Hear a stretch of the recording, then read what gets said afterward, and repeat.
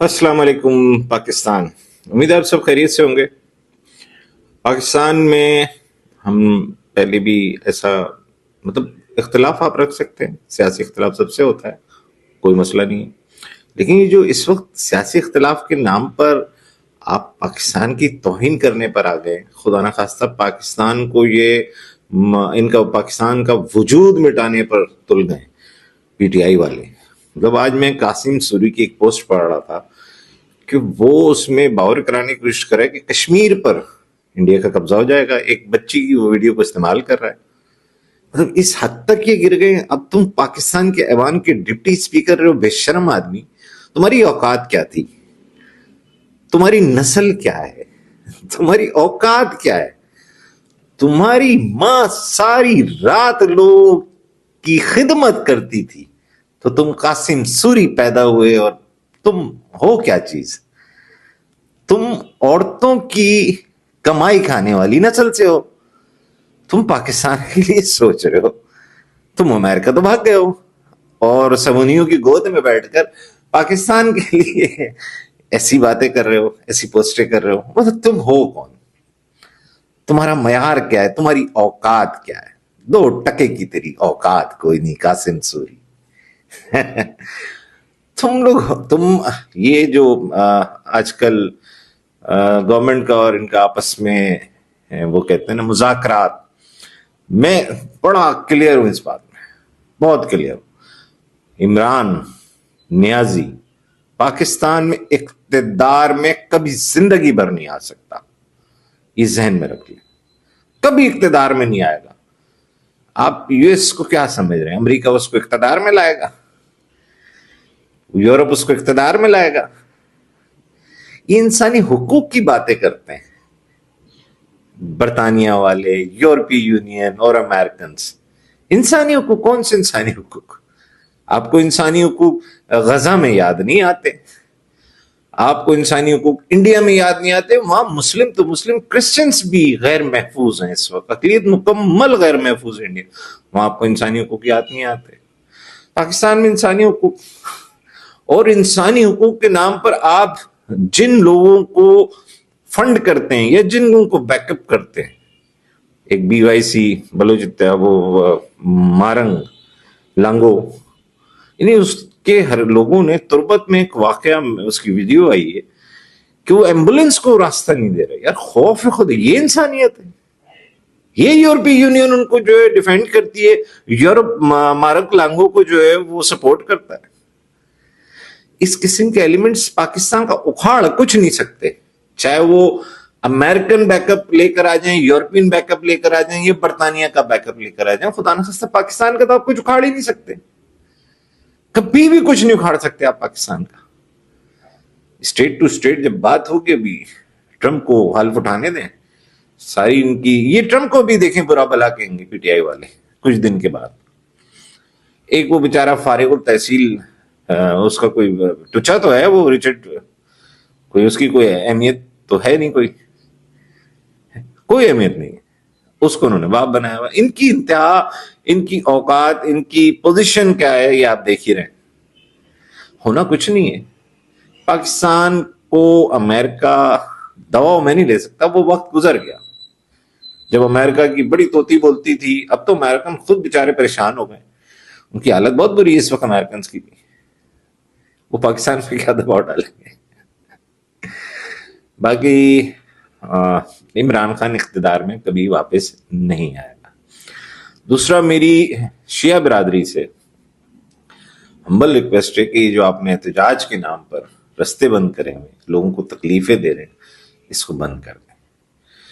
آپ ایران کو اگر بہت پسند کرتے ہیں، ایران جھنڈے لگا کر آپ اسکولوں میں محفلیں کر رہے ہیں یا اسکولوں میں بچوں کو ورگلا رہے ہیں، ان کی برین واشنگ کر رہے ہیں، جو شیعہ حضرات یہ کر رہے ہیں، وہ ایران شفٹ ہو جائے.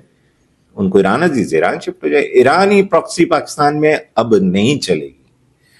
ایران جہاں جہاں انوالو ہوا، جس ملک میں اس نے انگلیاں کری ہیں، آپ دیکھ لیں اس ملک کا ستیہ ناش ہو گیا. یہ بھی آئے تھے انقلاب ایران میں آیا، اس انقلاب کے آنے سے فائدہ کیا ہو؟ خطے میں بدامنی سب جگہ بدامنی ہے. ان کے انقلاب کی بدامنی ہم سے، یہاں پراکسی وہاں پراکسی. انہوں نے 2-3 ملک تو تباہ کر دی اپنے پراکسی میں. کس کا فائدہ کیا انہوں نے انقلاب لا کے؟ مسلمان ملک تباہ ہوئے ہیں.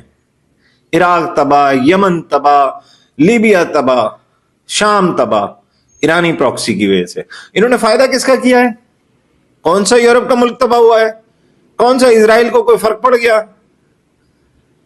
ایران کی پراکسی سے نقصان صرف مسلم ممالک کو ہوا، اور وہ جاری ہے ساری یہ مسلم ممالک کو نقصان دے رہے ہیں.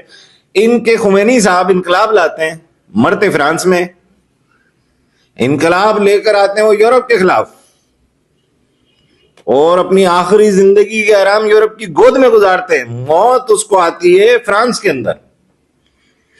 یہ سب ٹوپی ڈرامے. پراکسی صرف یہ ایران اس خطے میں شیطان کا جو رول ادا کر رہا ہے، باز رہے تو بہتر ہے. اور جو اس کے یہاں پر ٹٹ پنجی اس کے سپورٹرز ہیں وہ بھی باز رہے، لوگوں کو تکلیف نہ دیں. لوگ اپنے ہاتھ میں خدا نہ خواستہ ایسا نہیں ہونا کہ پبلک، وہ کہتے ہیں نا کہ جب پارا حد سے اوپر، سر سے اوپر چڑھے تو پھر ری ایکشن آتا اس بات کا. تم 4-6-10 لوگ بیٹھے ہوئے ہو، تمہیں پولیس پروٹیکشن دے رہی ہے. کب تک دے گی پولیس پروٹیکشن؟ سوال یہ کہ گورنمنٹ کو چاہیے ان کو ہٹائے. اب لوگ عاجز آ رہے ہیں، تنگ آ رہے ہیں.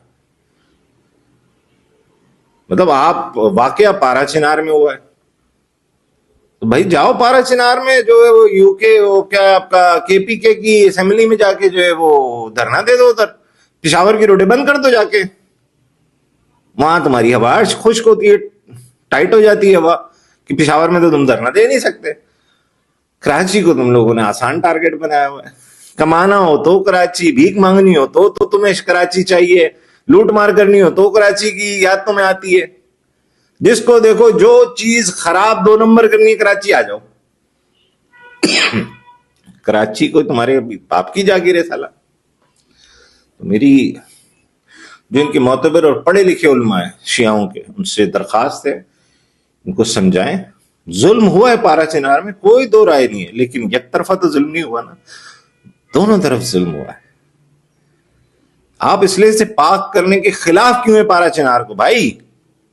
آپ کی جو وہ کہتے ہیں نا بدنیتی یہیں پر آیا ہوتی ہے کہ آپ پارا چنار کو جو ہے اسلحے سے پاک کرنے کو تیار ہی نہیں ہوتے، کیونکہ آپ وہاں پر ایرانی شیطانی تنظیموں کو سپورٹ کر رہے ہیں. ان کو بھائی وہاں سے کھدیڑو، اپنے ملک کا سوچو. آپ پاکستانی ہو، کسی بھی مذہب کسی بھی فرقے سے تعلق رکھتے ہو، کوئی یہ تو مسئلہ کوئی نہ، آپ ہو پاکستانی بس. سب سے پہلے پاکستان آپ کا فرقہ، آپ اپنا فرقہ بالکل نہ چھوڑیں، آپ اپنے فرقے پہ ڈٹے رہیں. اس پہ کوئی کسی کو اعتراض نہیں ہے، نہ آپ کے کسی مذہب پہ کسی کو اعتراض ہے، لیکن آپ پاکستانی بنو بس. ایران کی پراکسی کا حصہ نہ بنو، پاکستانی بن کے سوچو. پاکستانی عوام پاک فوج کے ساتھ کل بھی تھی، آج بھی، اور آئندہ بھی رہے گی، کیونکہ پاک فوج پاکستان کی سلامتی کی ضامن ہے. ہر جگہ تو پاک فوج ہی آپ کو بچاتی ہے. بچاتا کون ہے آپ کو؟ بولنا تو آپ کو کوئی نہیں بچا پاتا. تو میری ہمبل ریکویسٹ ہے کہ ایک دوسرے کا ساتھ دیں، پاکستان کو محفوظ رکھیں. محفوظ پاکستان، مضبوط پاکستان. امید ہے میرے بولنے سے اگر کسی کو تکلیف ہوئی تو معذرت چاہتا ہوں میں، لیکن سچائی بھائی کڑوی ہوتی ہے، ایسے ہی بولا جائے. پاکستان زندہ باد، ہمیشہ زندہ باد. پاک فوج زندہ باد، ہمیشہ زندہ باد. Thank you.